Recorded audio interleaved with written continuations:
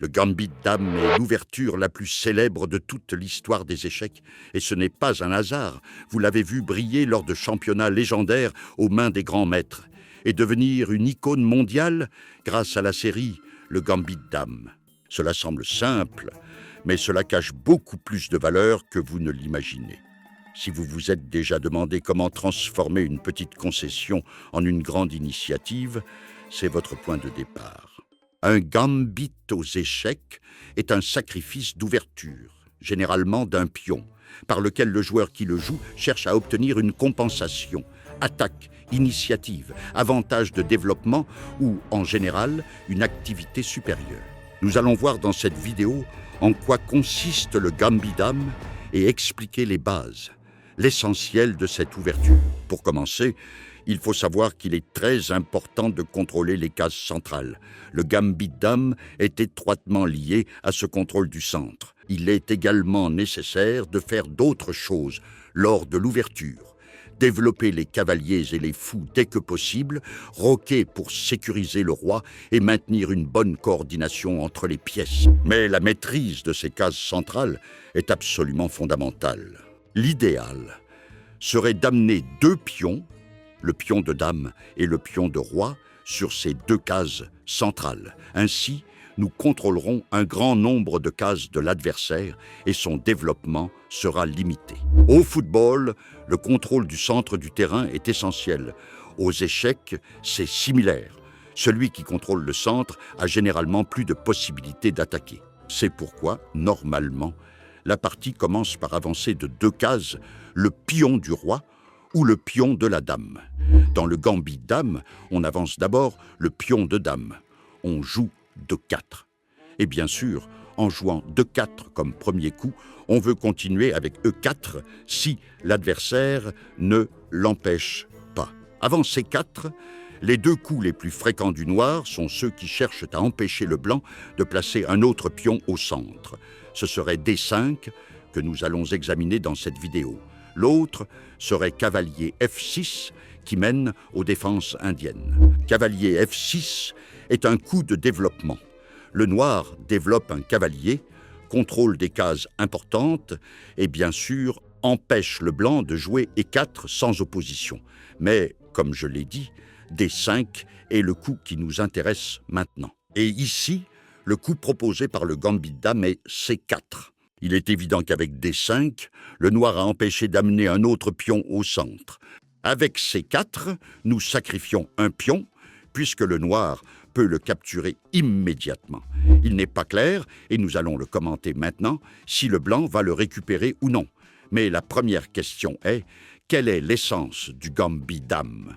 Pourquoi le blanc est-il prêt à donner un pion? La clé réside dans le contrôle du centre. Une fois que les noirs capturent ce pion, le blanc obtient une plus grande présence centrale. Le pion ennemi qui contrôlait la case importante C4 disparaît et le blanc gagne en espace et en influence. De plus, il obtient des lignes ouvertes pour ses pièces. Voyons maintenant ce que le blanc peut faire si le noir accepte le gambit. Si le noir accepte, il existe un moyen très simple et immédiat de récupérer le pion. Dame en A4, échec. Nous pourrions jouer dame en A4 échec et récupérer le pion presque sans réfléchir. Le problème est que sortir la dame dès l'ouverture n'est généralement pas bon. Elle reste exposée aux attaques des pièces adverses. L'adversaire développe ses pièces en gagnant du temps sur la dame et pendant qu'il améliore sa position, nous devons déplacer la dame encore et encore. C'est important aux échecs. À l'ouverture, il n'est pas conseillé de déplacer 2 fois la même pièce sans nécessité. Par conséquent, même si dame en A4 échec récupère rapidement le pion, ce n'est pas un coup très recommandé. Quels sont alors les principaux coups dans cette position? Eh bien, ici, le blanc pourrait jouer E4, obtenant un impressionnant centre de pions et contrôlant les cases centrales mentionnées précédemment. C'est une option saine, intéressante et très recommandée. Cependant, en jouant E4, il peut arriver que le noir mette rapidement la pression sur ce centre, parfois avec une rupture centrale comme C5 ou E5, ou via des manœuvres attaquant le pion E4. Tout a ses avantages et inconvénients. Les sorties de cavalier Cavalier F3 ou cavalier C3 sont également des coups naturels qui développent les pièces sans prendre de risque, même s'ils ne récupèrent pas immédiatement le pion ni n'occupent directement le centre. Ce sont des coups sains et utiles. Mais l'un des coups qui réussit le plus, surtout pour les joueurs débutants ou intermédiaires, est E3. Même si nous ne contrôlons pas autant de cases centrales qu'avec E4, E3 permet de récupérer rapidement le pion C4 avec un coup de développement. Fou prend C4. De plus, en jouant E3, nous protégeons bien le pion D4, donc toute pression noire sur cette case ne sera pas trop dangereuse. Maintenant, que se passe-t-il si le noir essaie de défendre son pion C4 pour que nous ne le récupérions pas? C'est là qu'apparaît l'une des pièges les plus célèbres de cette ouverture. Un piège est une tactique qui permet de gagner rapidement du matériel. Si les noirs jouent B5, un coup qui semble très logique pour défendre le pion, les blancs ont la réponse A4. Nous jouons contre le pion qui est sorti pour défendre C4. Si le noir capture en A4, ces deux pions avancés seront très exposés et tomberont facilement. Le coup naturel du noir serait de défendre ce pion avec un autre pion, A5, mais ce n'est pas possible car la colonne A s'ouvrirait et la tour A8 serait sans défense. Par conséquent, après A4, et ici vient l'astuce, C6 est assez fréquent. Mais ici, après A prend B, 5C prend B5, les blancs gagnent du matériel avec dame F3, attaquant la tour A8 qui ne peut pas bouger. Le moindre mal pour les noirs est de mettre une pièce au milieu pour jouer cavalier C6, mais il va perdre. Pour ne pas perdre une tour plus précieuse, il perdra un cavalier moins précieux. Mais il perd quand même du matériel. Dame prend C6, fou de 7, et dame A6, par exemple. Le blanc a un grand avantage. C'est ce qui peut se passer si le noir accepte le gambit, mais souvent, le noir ne l'accepte pas et soutient le pion D5. Le plus fréquent est que le noir le défende avec un pion, soit E6, soit C6. Ce sont les défenses les plus solides. Si le noir joue cavalier F6, ce qui semble naturel, le blanc peut capturer en D5. Si le noir essaie de récupérer avec la dame, il se passe ce que nous avons dit avant. Sortir la dame trop tôt est mauvais, car nous allons l'attaquer avec nos pièces.